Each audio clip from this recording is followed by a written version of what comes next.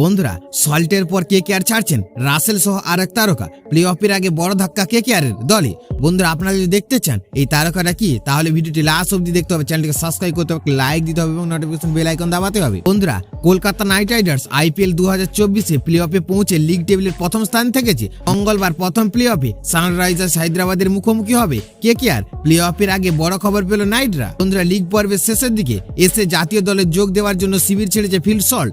এবার KKR opening বড় স্তম্ভ ছিল তিনি, কিন্তু টি-20 বিশ্বকাপে প্রস্তুতির জন্য ইসিবির নির্দেশে কেকেআর ছাড়ছেন না সল্ট। বন্ধুরা, ফলে সল্টের প্লে অফে না থাকা বড় ধাক্কা কেকেআর কাছে। রেস কাটতে না কাটতে আরো একটি আশা তৈরি হয়েছে জাতীয় দলে যোগ দেওয়ার জন্য আন্দ্রে রাসেল ও রাদারফোর্ড দল ছাড়বেন কিনা। বন্ধুরা, দক্ষিণ আফ্রিকার বিরুদ্ধে 23, 25, 26 মে টি-20 ম্যাচ রয়েছে ওয়েস্ট ইন্ডিজের। বিশ্বকাপের দলে নাম থাকায় সেই সিরিজ খেলার কথা ছিল রাসেলের, তবে কেকেআরের তরফ থেকে ওয়েস্ট ইন্ডিজ বোর্ডের কাছে আবেদন করা হয়েছিল। বন্ধুরা, অবশেষে কেকেআর টিম ম্যানেজমেন্ট ও ফ্যানেদের জন্য সুখবর। বন্ধুরা, আইপিএল এ ফাইনাল পর্যন্ত কেকেআর থেকে যাচ্ছেন দুই ক্যারিবিয়ান তারকা।